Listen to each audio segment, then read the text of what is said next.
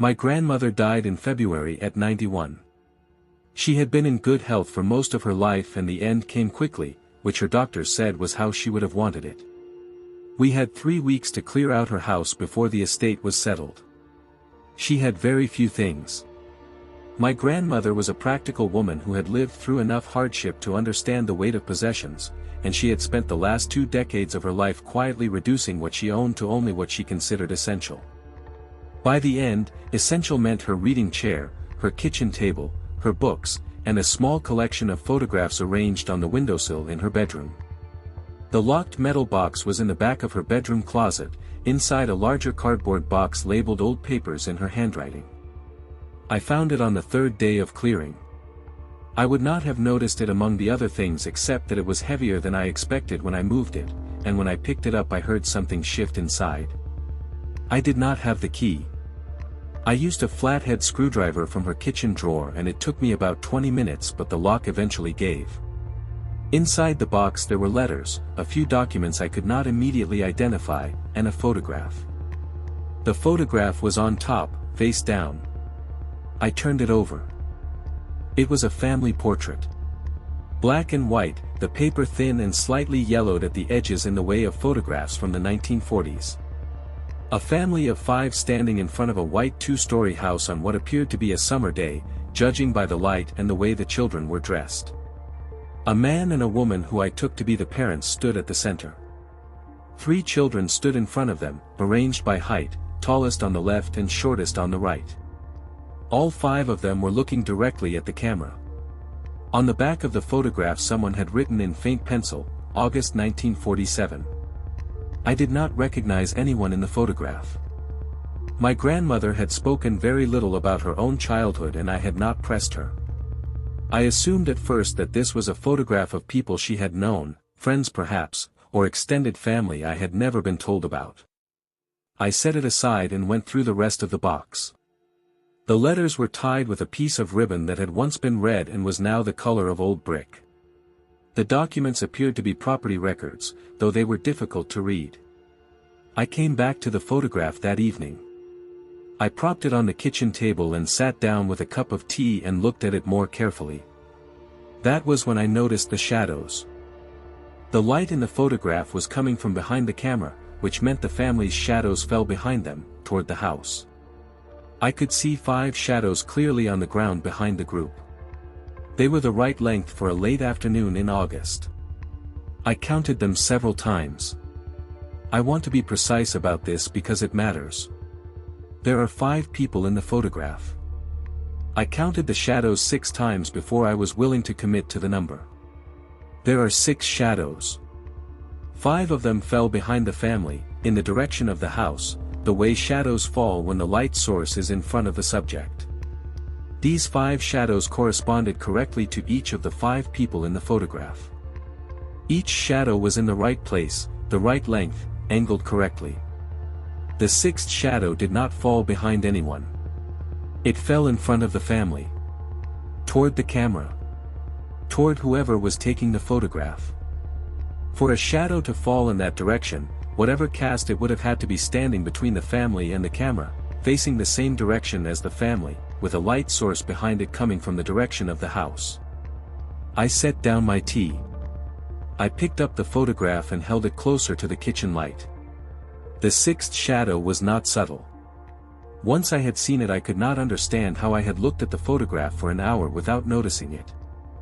I measured the shadow with my thumb against the photograph. I found a ruler and measured more precisely. Then I did the arithmetic. Whatever cast the 6th shadow had been standing approximately 3 feet in front of the family at the time the photograph was taken.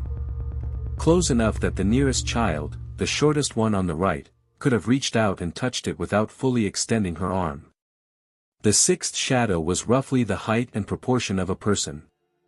None of the 5 people in the photograph were looking at it. I want to be clear about this. The man and the woman and all 3 children were looking directly at the camera. Past whatever was standing in front of them.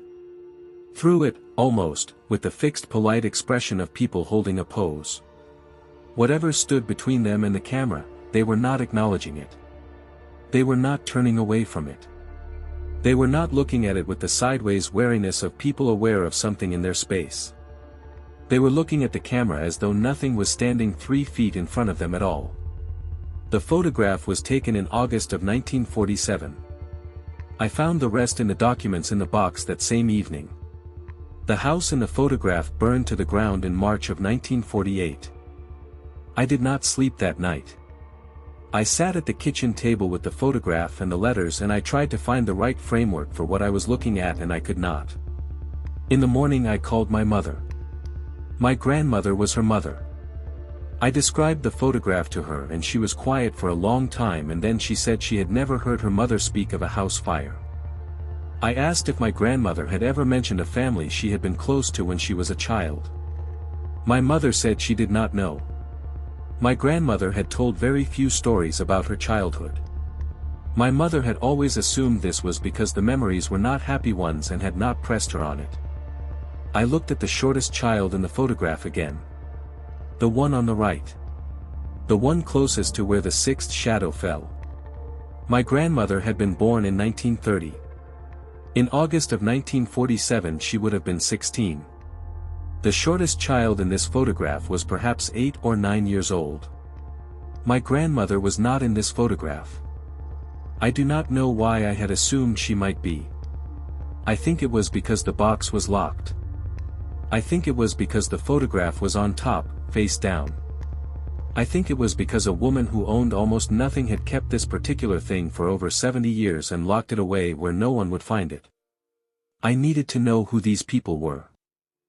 I spent the following 2 weeks with the documents and with newspaper archives I could access online. The property records were for a house at an address in a town in western Massachusetts that I had never heard my grandmother mention. The house had been owned by a family whose surname I did not recognize. The 1940 census listed 5 people at that address. A man, his wife, and 3 daughters. The fire was reported in the local paper as accidental in origin. It had occurred in March of 1948. The article listed the family members by name. All 5 had died in the fire. I read the article 3 times. I checked the census records again. 5 people had lived in that house. The newspaper confirmed 5 deaths. I went back to the letters. I untied the ribbon and went through them carefully. They were addressed not to my grandmother but to a name I did not recognize, a woman's name, and they were signed with first names only. The last letter in the bundle was dated September of 1947. 1 month after the photograph was taken. It was from the address on the property records. The letter was brief. It said, "We cannot explain what was in the yard when Margaret took the photograph. We have decided not to speak of it. We are asking you to do the same." The letter was signed by the father of the family.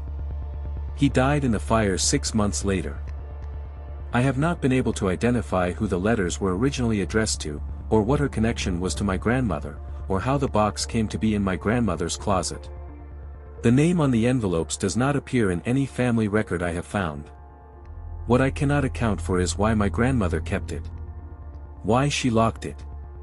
Why the photograph was on top, face down, as though she had placed it there deliberately and then closed the box without opening it again. I had the photograph examined by a man who has worked in archival restoration for 30 years.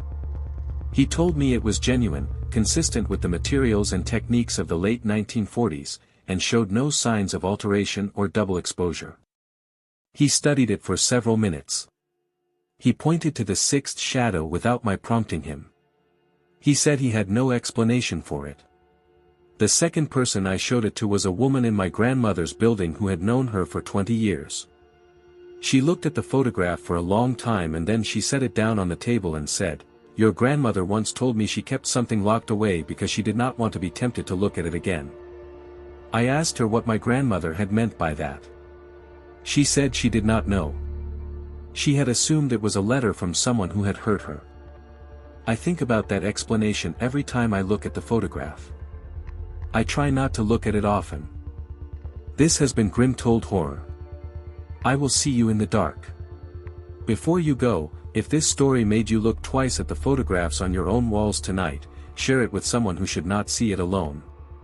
Hit like, leave a candle in the comments, subscribe if you have not already, and hit the bell. Because the next story will not wait for you to remember. I will see you in the dark.